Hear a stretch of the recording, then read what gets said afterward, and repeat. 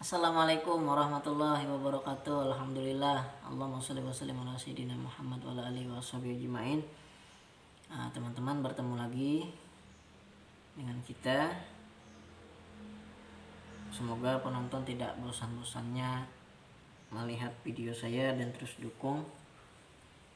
Semoga ini membawa manfaat untuk kita dimanapun kalian berada. Saya kali ini akan membicarakan tentang proses dan cara bepidara. Ini mungkin bahasa kami di tempat kami itu bepidara. Kita tahu pidara itu memang yang pernah disabdakan oleh Rasul, sesungguhnya jin, syaitan, makhluk gaib itu tidak berani dengan buah bidara. Tetapi yang kita bicarakan kali ini adalah bukan daun pidaranya, tetapi proses bepidara yang memang sebutannya seperti itu di tempat kami. Bepidara ini merupakan penyakit yang bisa menimpa siapa saja, dari anak kecil, remaja, dewasa, tua pun mungkin bisa karena penyakit pidara ini. Apa sih sebenarnya pidara itu? Pidara itu kalau bahasa kami di sini kena rawa oleh, kalau istilah orang Banjar itu kena rawa roh jahat. Ya sebenarnya bukan roh jahat sih, karena roh manusia itu nanti akan kembali setelah wafat itu ke hadratullah, bisa ke sejin atau ke alien. Itu firman Tuhan, firman Allah Subhanahu wa taala dalam Al-Qur'an, bahwasanya roh manusia yang meninggal itu akan kembali ke sejin atau ke alien. Alien artinya tempat yang tinggi, sijin tempat yang penuh kehinaan. Tergantung amal kita semasa hidup bagaimana. Tapi yang dimaksud di sini adalah dirawa oleh makhluk halus, jin. Kalau kita kurang kuat mental atau lemah buluan, bisa saja terkena serangan ini. Pidara itu ada istilah kata pidara kering dan pidara basah. Pidara kering itu misalkan seperti kena rawa orang yang baru meninggal. Saya pernah ngalamin ini.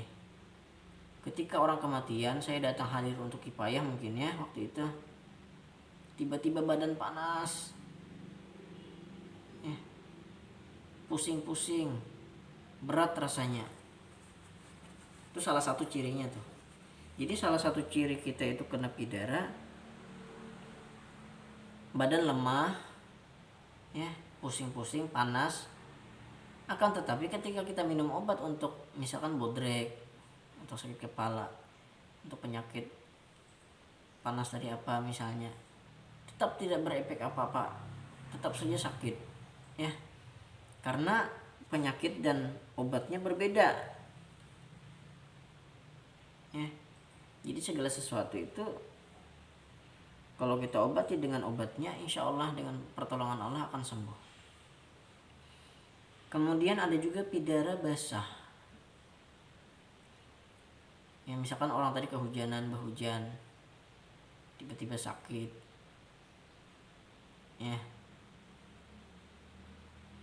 atau yang kayak kemarin saya alami, saya merawa, menyapa air. Mungkin di situ ada makhluk halusnya di situ. Saya rawa, saya sapa, saya panggil kayak itu, saya sebut-sebut lah gitu. Akhirnya kena rawa sayanya. Karena kurang kuat mungkin kena penyakit pidara ini. Jadi hadirin sekalian, bahkan ciri-ciri yang lain itu sampai lemah sekali tubuhnya itu pun pernah ada yang seperti itu karena penyakit ini. Diobat ke dokter tetap tidak terdeteksi penyakitnya, kakinya dingin, telinganya dingin. Nah ini ciri-ciri orang yang kena pidara. Nah lalu apa saja yang diperlukan untuk membuat obat penyakit pidara tadi? Yaitu ini ada kain hitam, di sini ada janar ya bahasa kami di sini. Nih, yang warnanya merah, oren-oren gitu. Kemudian ada wasi, bahasa kami wasi hitam, atau lading bahasa kami, atau pisau bahasa Indonesianya. Kemudian ada kapur dan ada nyiru. Kalau merasa ini kebesaran, bisa saja kita menggunakan kipas yang terbuat dari nyiru itu. Ada kipas buatan di kampung sama bahannya ini, sehingga bisa digunakan juga. Tapi yang lengkapnya, yang baiknya itu yang seperti ini. Apakah harus memang seperti ini? Ini yang memang versi yang pernah saya pelajari. Kalau versi yang lain ada juga, dia cuma bermodalkan kapur dan janar ini tadi. Nah, berbeda-beda dan mungkin bacaannya pun berbeda. Ada juga yang cukup beliau doa, kemudian beliau sapu-sapukan ke siku, ke ini, ke kaki, tongkat kepala di sini. Nah, bermacam-macam. Ya. Pada intinya kita memohon juga kepada Allah, memohon hanya kepada Allah. Adapun jalannya berbeda-beda. Ya. Asal tidak keluar daripada batas-batas yang ditentukan oleh Allah dan Rasulullah. Jadi berobat boleh, tapi jangan sampai salah jalan dalam mengambil cara berobatnya. Nah, apa yang harus kita lakukan pertama? Ya tadi dikumpulkan dulu bahan-bahannya. Kemudian yang saya lakukan dulu adalah saya membaca ayat 4 dulu sampai ayat kursi. Ya, satu-satu kita baca. Nah, kemudian kita langsung kepada prakteknya. Kita ambil janar tadi, mungkin kita hiris dulu atasnya.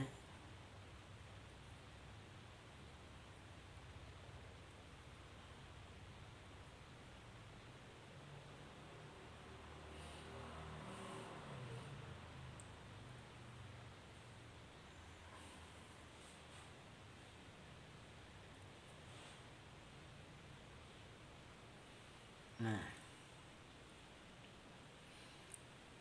kemudian kita ambil beberapa kapur. Ya.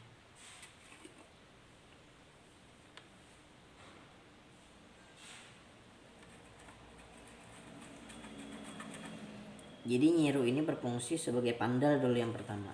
Pandal untuk kita bisa menggesekkan janar ini sampai menjadi merah. Nah, ketika kita menyiapkan bahan-bahannya, ada kalimat yang bisa kita baca, yaitu ini bahasa Banjar ya.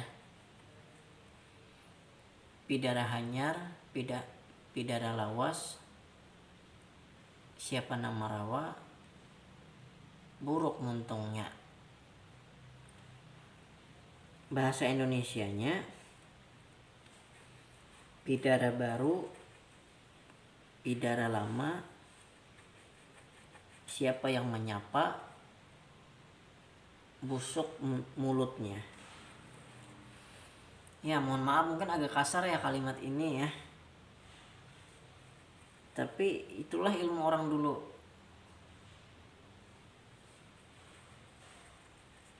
Jadi bukan berarti orang yang menyapa itu tidak baik, bukan berarti seperti itu. Misalkan keluarga ada yang meninggal nih, neneknya meninggal, karena katanya roh yang baru meninggal itu masih berada di sekitar rumah itu. Ternyata sang cucu muntah-muntah. Nah, karena ciri-ciri orang kena pidara itu muntah-muntah, perutnya rasa gimana gitu, mau muntah terus, sedikit-sedikit muntah.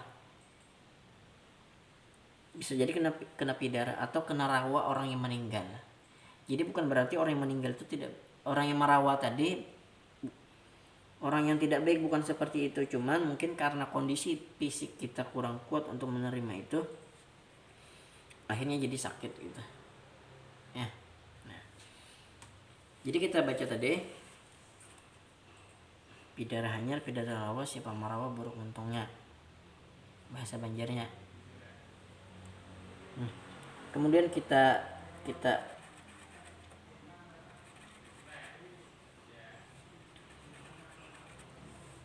sapu begini ya, sambil terus tuh diulang-ulang kalimat tadi. Nah, kemudian ada beberapa tempat yang bisa kita gosokkan dengan janar ini.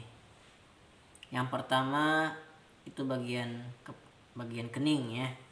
Jadi cara menggoresnya itu garis sekali dan garis seperti ini.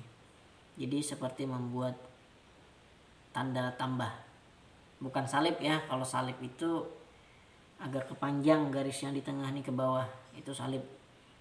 Kalau bisa kita menghindari ya simbol-simbol yang bersifat agama orang lain.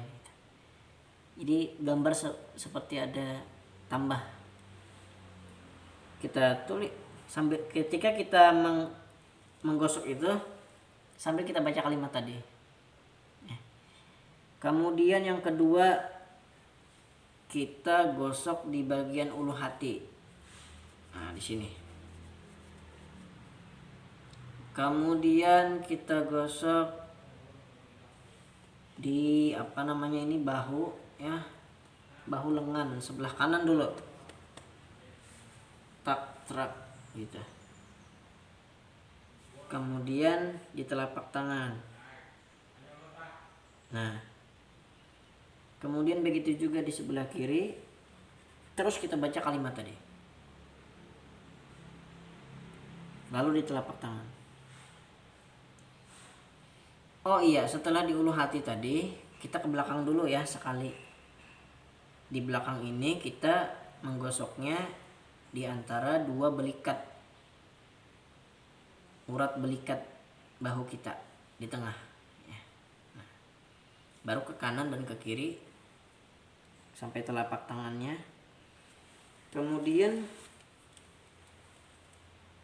kita gosok juga di lutut. Terus kalimat tadi dibaca. Kemudian di telapak kaki juga begitu. Kemudian kanan dan telapak kaki kirinya seperti itu. Kanan dulu baru kiri. Setelah selesai, kemudian kita taruh pisau wasi emas hitam ini di kepala seperti ini. Kita baca tadi lagi kalimat tadi ya. Kemudian kanan kiri dan kaki. Jadi tadi untuk yang pisau ini kepala dulu ya. Kemudian bahu kanan dan kiri, kemudian telapak kaki kanan dan kiri. Setelah itu silakan dibuang pisaunya seperti itu. Maksudnya menjauhkan kita daripada sapaan orang tadi, supaya menjauh, supaya pergi. Kemudian kita kepakkan lagi ya,